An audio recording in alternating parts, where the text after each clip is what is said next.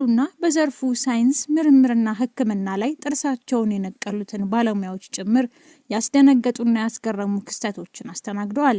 የዛሬዋ ባለ ታሪካችን ይህች ኡጋንዳዊት በእርግዝናው ረገድ ሁሉንም የሚባሉ ሳይንሳዊ መረጃዎችን ፉርሽ አድርጋ ጉዳዩን የመረመሩት ዶክተሮችም እንኳን ሳይቀሩ ነገሩን ማመናቀቷቸው ተስተውለዋል።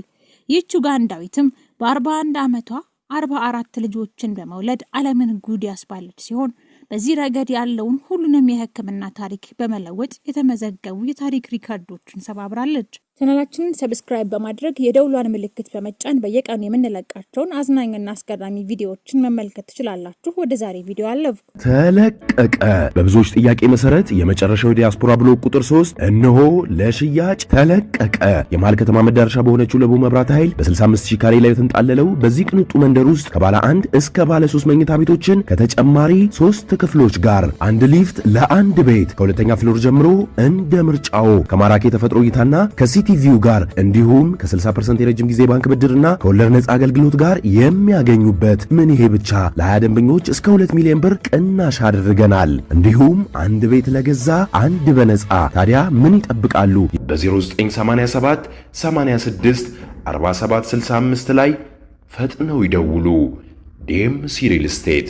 በእርግጥም ልጆች የፈጣሪ በረከቶች መሆናቸው የማይካድ ቢሆንም ልጅ መውለድና ማሳደግ መቻል ግን ሙሉ ለሙሉ የተለያዩ ነገሮች እንደሆኑ ይታወቃል።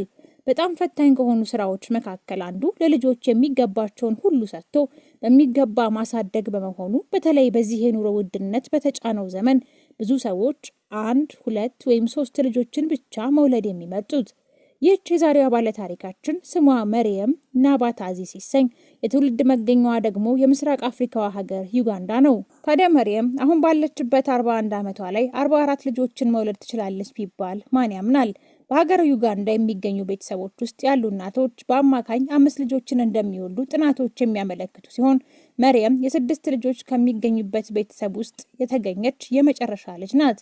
እናቷ የመጨረሻ ልጇን መርየምን ከወለደቻት የተወሰኑ ሳምንታት በኋላ ባልታወቀ ምክንያት መላውን ቤተሰብ በድንገት ጥላ በመኮብለሏ ልጆቹ በተለይ ደግሞ ሕፃኗ መርየም ከባድ የልጅነት ጊዜን ለማሳለፍ ተገዳ ነበር።